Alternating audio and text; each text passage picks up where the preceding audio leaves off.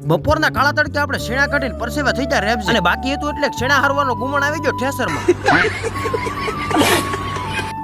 તો શું કે મિત્રો મોજમાં અને આજ તો આપણે સવારમાં દર્શન દઈ દીધા વાડી કારણ કે 4 મહિનાથી જ આપણે શેણાને ઉજરતા તેને આજ કાઢવાના પછી તો ફાઇનલી 2 ઠેસર મંગાવી લીધા વાડી અને જલ્દીથી 2 ઠેસર પણ કરી દીધા સ્ટાર્ટ પણ અચાનક જ એક આપણું ઠેસર ઊભું રહી ગયું કારણ કે થોડા ઘણા શેણા લીલા હતા એટલે થોડા લીલા પાથરા પણ આવતા અને આવી રીતે કાક કુસો ફગવા મળ્યું હતું ઠેસર પણ કાઈ વાંધો નહીં બધું રિપેર કરી ફરીથી ઠેસરને આપણે કરી દીધું સ્ટાર્ટ અને હજી બાકી રહી ગયું હતું એટલે શેણા હારવાનો ગુમણ સીધો જ હલવાઈ ગયો ઠેસર અને આજ તો લાગતું હતું દી કી બાજુ જોઈ ખબર જ નથી પડી બધું તો થાતા થશે પણ થઈ ગયો ફાઇનલી બપોરનો સમય એટલે બધા ભાઈઓ સાથે આપણે જમી કરીને આવી જાય આંબા નીચે બેહવા એટલે હવે થોડી ઘણી વાર અહીં કરવાનું છે આપણે આરામ તો ન કરવાનો પણ અચાનક જ મંજીરા વગાડવાનું કરી દીધું ચાલુ